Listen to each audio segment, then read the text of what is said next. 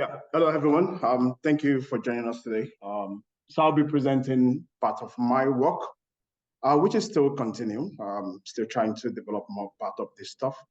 And it's based on marine aquaculture. And marine aquaculture is just culturing of fish or aquatic organisms in marine environment, both brackish and in coastal environment or open ocean.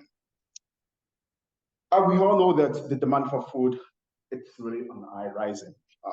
People will say because of our population is increasing, and also because of how much GDP we're going to have in the next by 2050. And it's really important for us to feed ourselves. And the demand for food, according to the studies, we increased by 70 to 100%.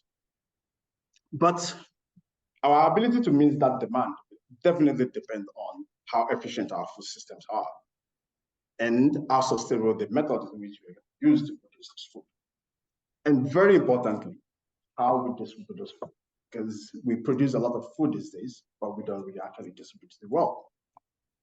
So my work look into how aquaculture or marine aquaculture can add to this production. But I have to take us back a little bit to seafood production from fisheries. And we know that production from fisheries has increased over the time. And with addition from effort, we're able to catch more fish from the ocean.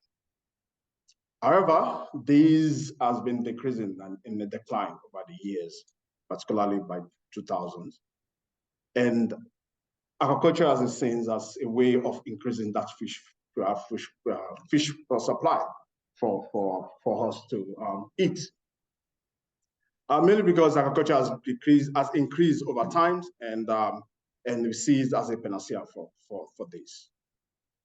In addition to the fact that we've overfished our ocean, there's another layer of climate change, environmental degradation from our own action. The consequences there, the challenges is there for us, and that means that the number of CO2 we have in the atmosphere increases over time. And again, plus the fact that the temperature we have in the atmosphere also increases with the trapping of the temperature we have. And this has impacted the ocean, because ocean help us in climate moderation in terms of the absorption of CO2 into ocean. And again, the amount of heat ocean helps us to take out of the atmosphere. And these, I think, makes the temperature of ocean increases and other physiochemical parameters of the ocean. Studies has really gone in line to see how this consequence has to challenge fisheries. And we know that fisheries production in the next 50, by the 2050 or by the end of the century, we actually decline due to the impact of climate change. But what happens to aquaculture? If we see aquaculture as the panacea, with climate change also be a major problem. So my work looks into this in sense of it, and I try to divide it into different stages of how I can predict what will happen to aquaculture in the future. As a background, aquaculture is really important, and the food system has been growing in a very large growth over the years, and presently it's growing more than 5%. It's one of the most fastest growing food systems in the world. Data really shows that in 90s, 95, aquaculture generally started at 15 million tons, which include the freshwater culturing and the marine aquaculture, the brackish and the coastal and marine together.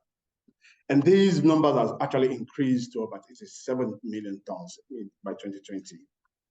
And people used to say that aquaculture produces more than fisheries, but if we calculate how much are reported fisheries, probably not.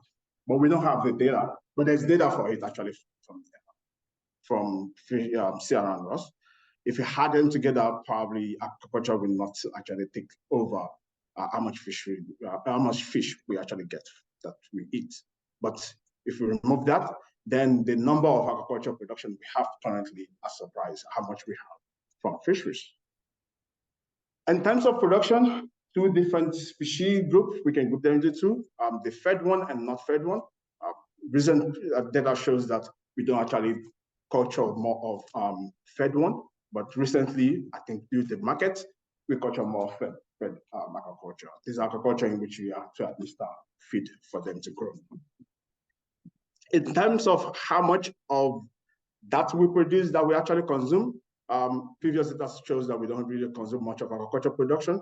Now we actually consume more than 50% of food that we have on our table actually come from agriculture, both marine and freshwater agriculture. In a study that myself and some other people and Rashid published last year, we look at how agricultural production is throughout the world, and we see the disparity in terms of how much is being produced in different areas of the world.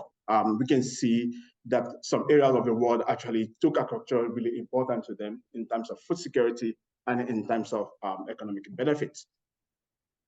And I think that is really because of the perception people have for agriculture production. Obviously, when you see this kind of picture, then you know agriculture is really bad in this sense. But that has really moved forward, making people feel like pick agriculture out as one of the bad food systems that we have. And that's, to me, it's a little bit sad because we can still practice agriculture in the best way to add to our food system in the best way and efficient way. In a study that was published in 2017, I actually looked at the perception of people to agriculture production, agriculture food system. And we find out that if agriculture is not actually important in your country, you actually talk about agriculture in a bad way, in recent. And countries which agriculture actually contributes to the food, agriculture contributes to the economy, they tend to have good perspective. Another thing that we think might reduce how much agriculture, partners perception of the people to agriculture that can hinder the growth of agriculture in the future is actually climate change. Studies actually clearly shows that climate change impact how much production, particularly from the first phase of production line, which is the active line. We see reports that shows that mortality are on rising because due to climate change induction stress. But how will climate change actually affect agriculture will be a question. If we look at production in three different aspects of operation, from physiological parts to ecological part to operational part, then we can illustrate them one by one and see how that part of production actually links to agriculture. For example, the operational part would be fish meal and fish oil production. What will be the impact of climate change on fish meal and fish oil production, and how that will impact our production in the future will be a very good question for us to answer. Another thing we have to have in mind is that there's a lot of types of aquaculture. Depending on the system you use, depending on enclosure you use, depending on environment that you use in production, and these will depend on how climate change is going to affect them. And again, in terms of the species in which we culture, some species will be resistant, some species will be resistant, and some species are cultured within a closed environment, while some species are cultured in the open ocean.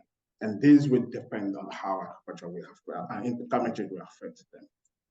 Because my studies actually focus more on marine side of the aquaculture and not the whole aquaculture, I'm going to base my presentation on that for today.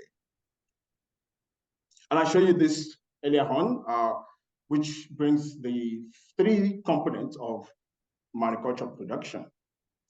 We can turn that into this, and we can see that the physiological aspect of aquaculture production will be the species, for instance, and the ecological part will be site selection, which is really important, and the operational part will be the social economics of the technology that comes into the components.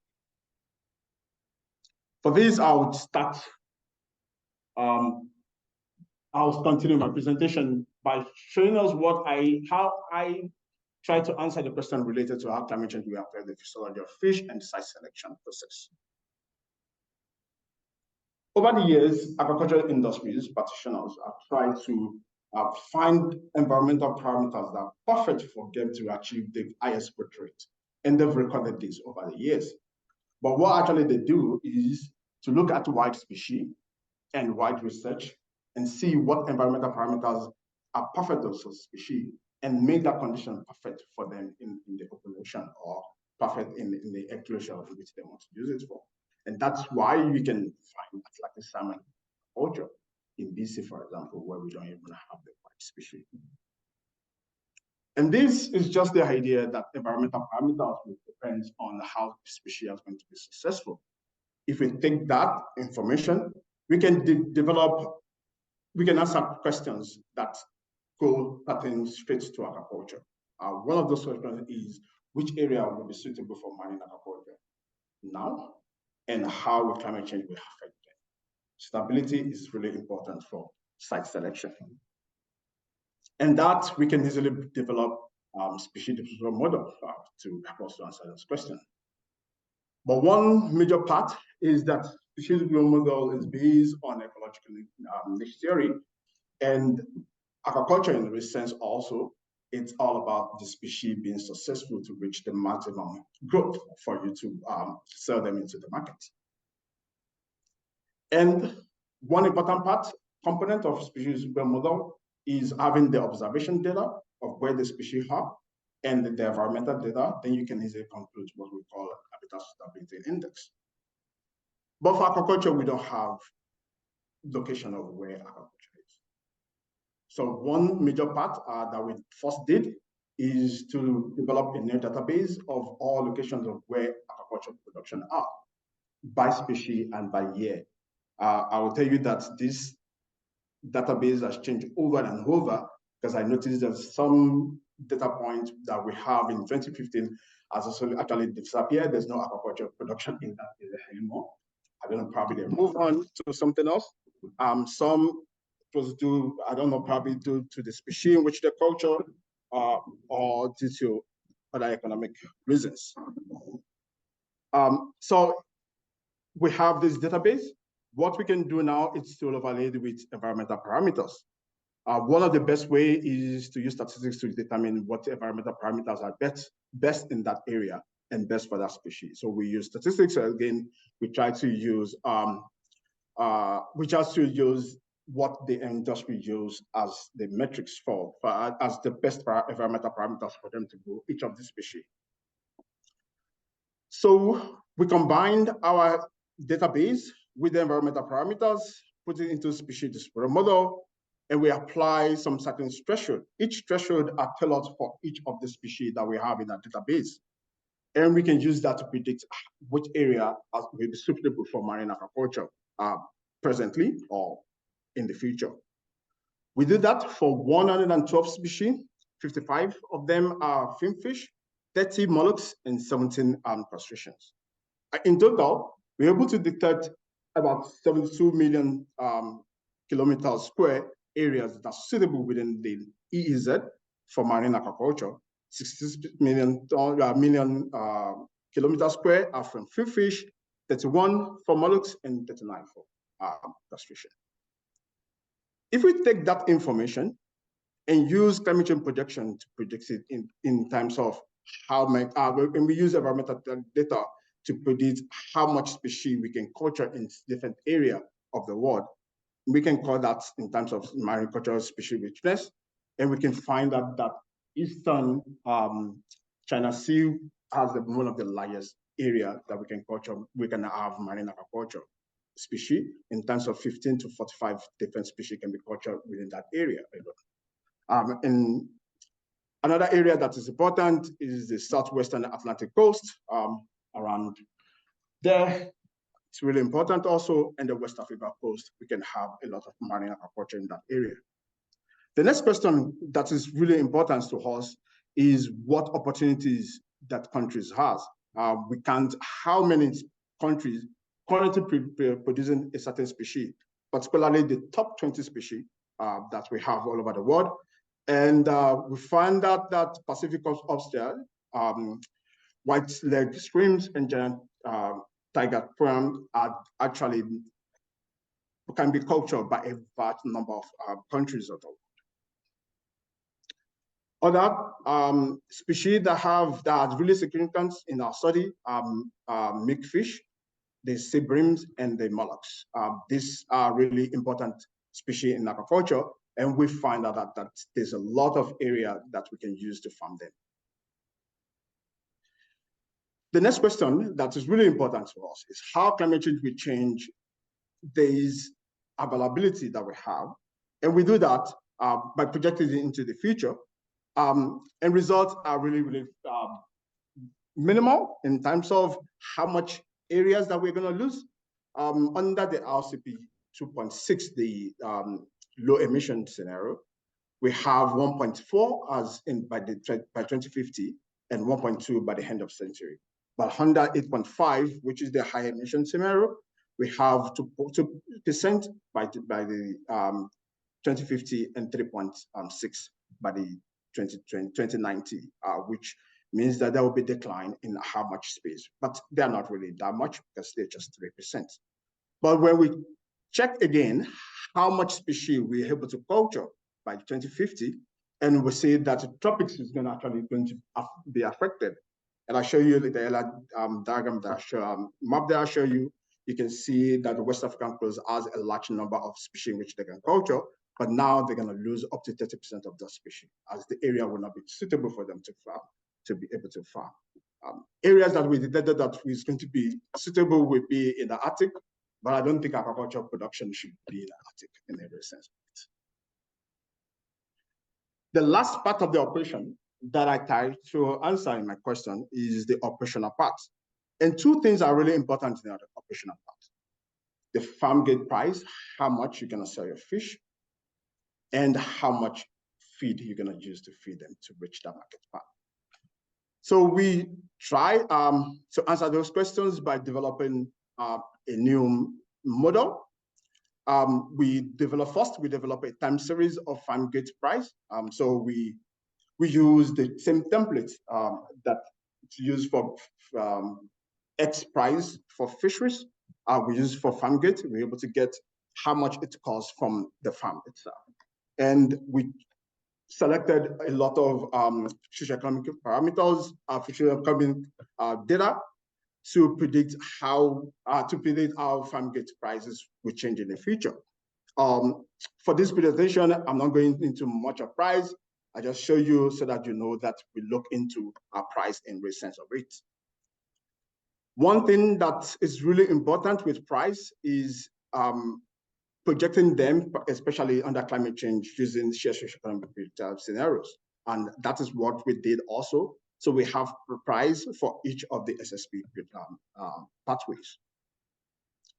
Another part that is really important, which I'm going to go into much more better, is the fish meal, fish oil production. In the model, we try as much as possible to design a way of balancing how much fish meal or fish oil you need to produce a certain kg of fish.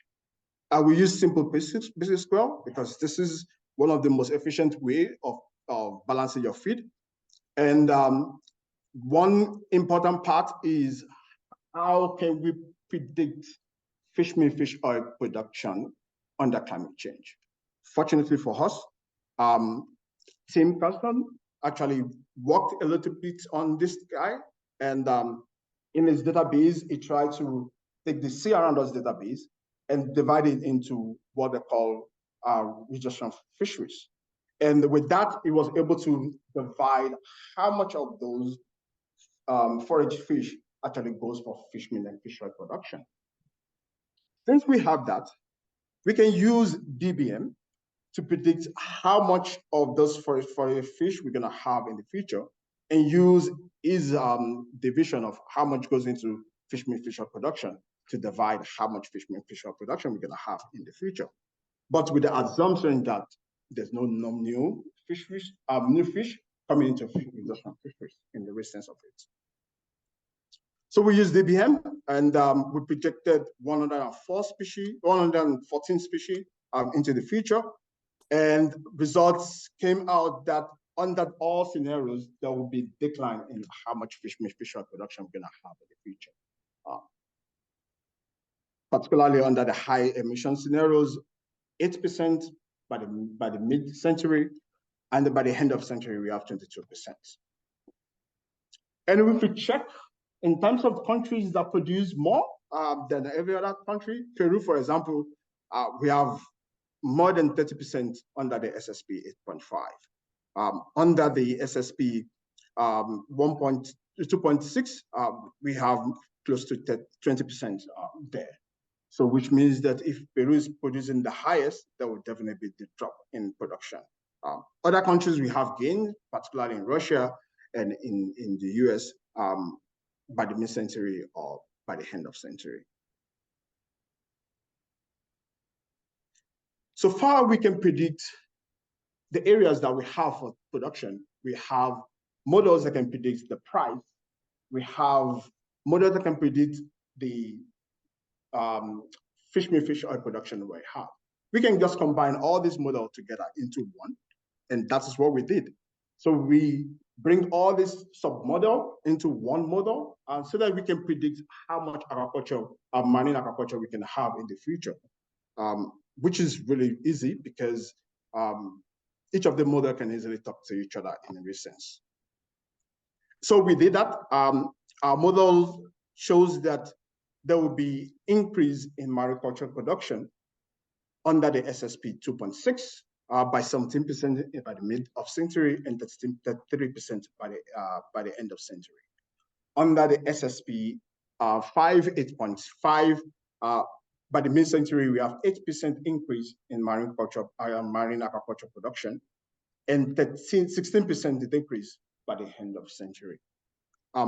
These results is actually much influenced by what species you culture. If they are fed fishy, they're species, or they're not fed fishy. And again, if the species, as I showed you before, the species development model try to bring out what we call fundamental niche, and if they are within that fundamental niche, or if they are within the realized niche. And that will be affect how much suitable environment you have for mariculture production. In terms of countries, top 20 countries, 10 countries that will have a marine aquaculture, that has marine aquaculture production presently. Brazil comes as a country that will benefit more under SSP 1.1, 2.6, and SSP 5, 8.5. By the mid-century or by the end of century. It doesn't depend, it depends on so many things. And again, the number of EEZ that's going to lose more than 10% of mariculture production potential. It's about 37% of EEZ by the mid-century and 38% by the end of century.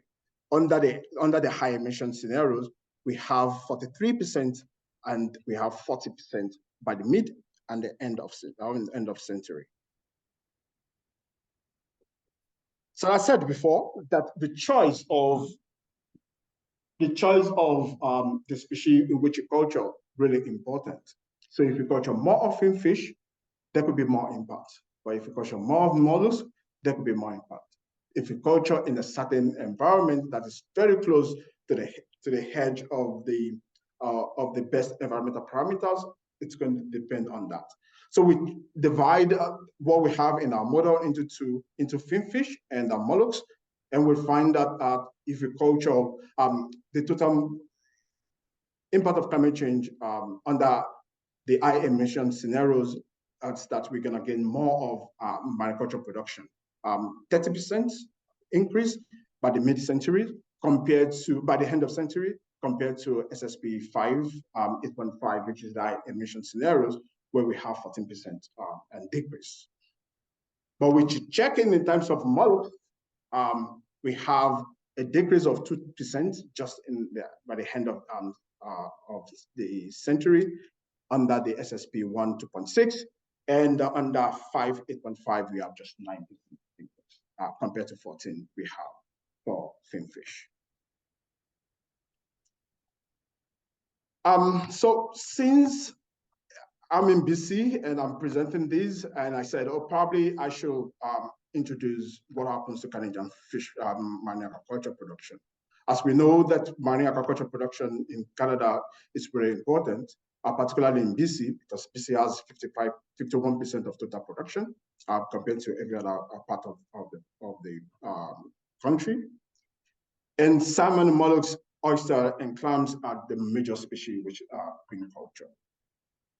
So we do that exercise again for 15 different species that's been cultured in Canada, 10 in the East Coast and 5 in the Pacific Coast. And the results are just totally different from each other.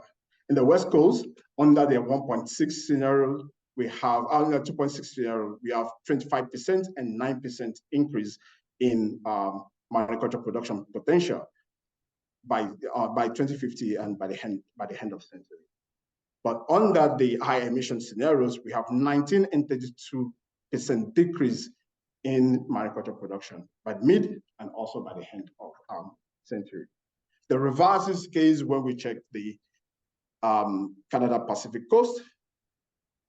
There, under the low emission scenarios, we have 13 and 1% decrease in mariculture production potential compared to where under the SSP high emission scenarios, where we have 60 to 35% increase in mariculture production potential. And this result also goes back to what species you culture and how much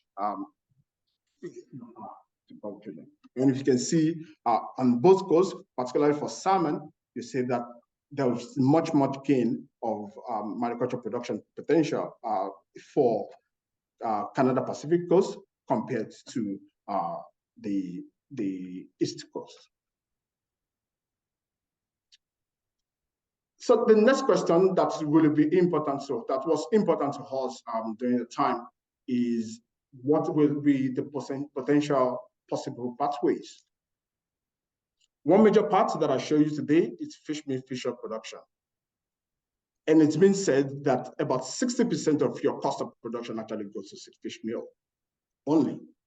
If you can reduce how much fish meal, fish oil you use in your production, then you can guarantee yourself of a very good revenue, profit in a sense. So we tried that. We look into what we can use to substitute fish meal, fish oil in our model. And because there's a lot of other products that we can use, ranging from plant-based protein source to even to insect and other animal, other unconventional sources. So we try that for our model. We'll go back to the feed model part of the model, and we displace fish meal, fish oil, which has about 60% protein, in some cases to about 72% crude protein, with another crude protein, for example, soybean meal, which has just 40%. And we see if production of mariculture will increase doing that alone. And yes, the results actually shows that when we replace fish meal, fish oil production with another plant-based, there's tendency that will increase how much mariculture production potential that we have in the future. Under SSP 1, 2.6, we have 26%, and under SSP 5, 8.5, we are 13%. And when we did 75% change, when we did 50% change scenario, we have 63% by the mid-century under the SSP 1, 2.5, and under the SSP 5, 8.5, we have 50% increase in mariculture production potential. There are other pathways that we can look into, but for my study, I did not look into it, but I think it would be nice just to say it here. Since 90s, the industry has tried to improve the species which they use for production. And I think that also will help to mitigate the impact of climate change on those species. There are a lot of genetic improvement programs that actually look into developing disease-resistant or fast-growing species or species that can stay within a certain range, environmental parameter range. Most of those genetic improvement does not actually involve engineering. It's just a conscious breeding process. But in recent times, there are companies going into genetic modification of the species. Other opportunities that we can use to mitigate impact of climate change would definitely be the technology. Offshore aquaculture industry are on the horizon, and there are a lot of companies moving a little bit far away from the 12 nautical miles, moving far away within the EZ, that they are trying to produce marine aquaculture in those areas that are suitable. Yes, they will be suitable now, they might not be suitable in the future, but there are also some systems in which you can move your pens from one area to another, depending on if the environmental parameters of that area is perfect or not. So in conclusion, I would say climate change, we have no simple solution for it in research. And mariculture, because it's a dynamic system, we have to choose what we want to culture and how we want to culture them. And it's really important for us to start thinking of how we plan agriculture within the ecosystem. That will make us able to withstand climate change. And again, planning agriculture should also include climate change. And I did a project last year in which we looked at which area was suitable for culturing of grouper in Brazil, and we actually import climate change into it. And that way, site selection process, we can know how many years this area will be suitable for them to move to another way. And that way, it's really much cost efficient for companies for them not to move from one place to another because of climate change impact.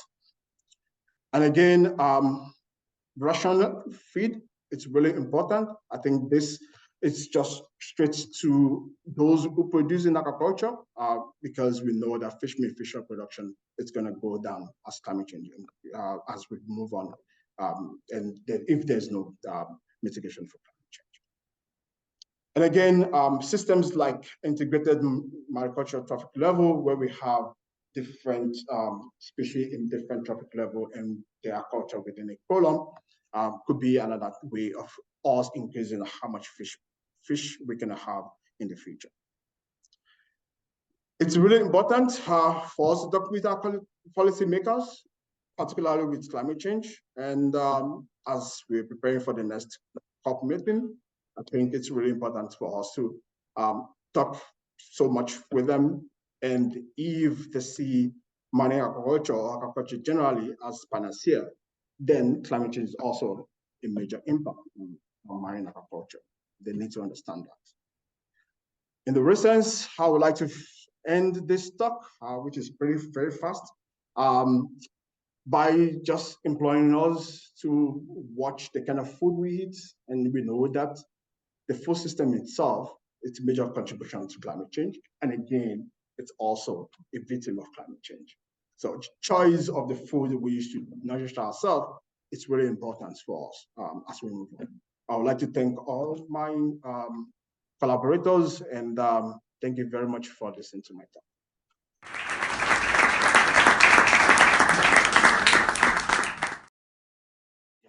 The question is that did we focus on invasive species, or we just focus on the local species? So what we did is that we look into the database, most especially for the CRN database, already has what species that's cultured in different parts of the world, right?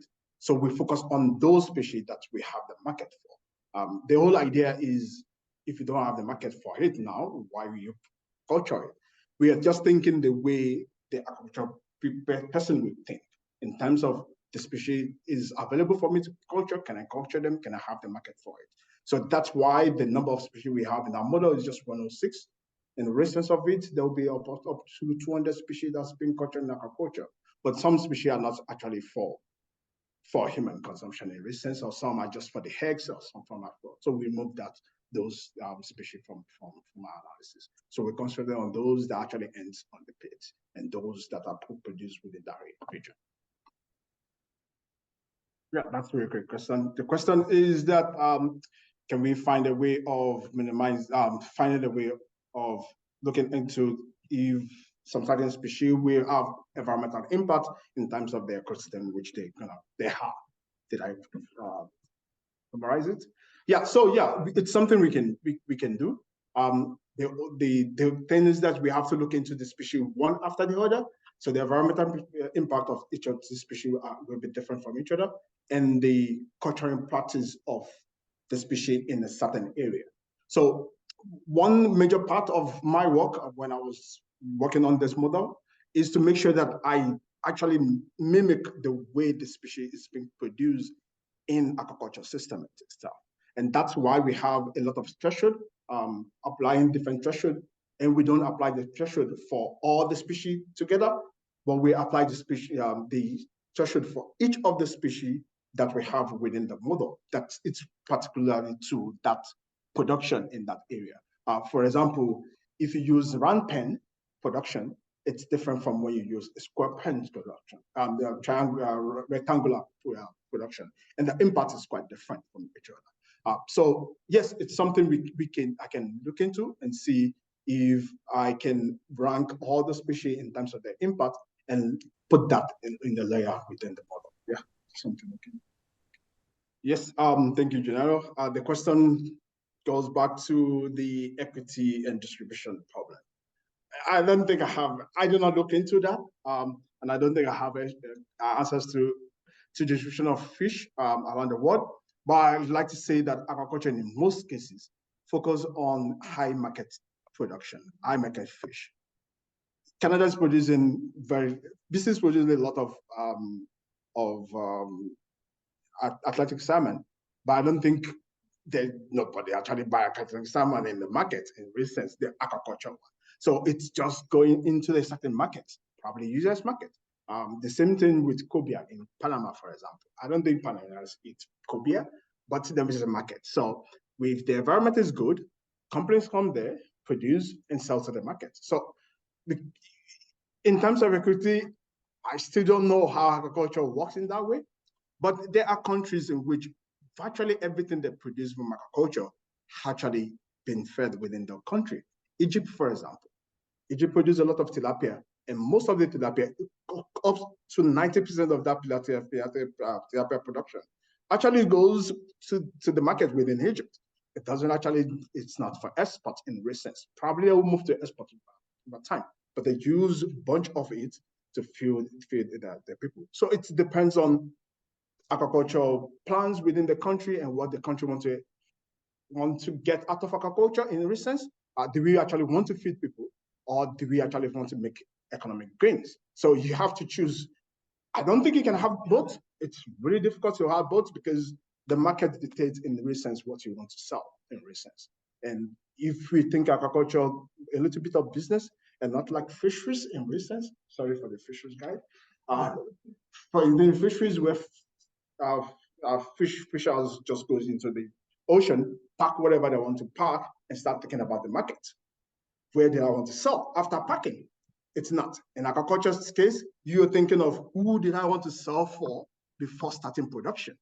And if you attend Daniel's presentation in the first day, it was talking about oxygen level. And that's what we use in aquaculture. Immediately, you project how much it's going to reach.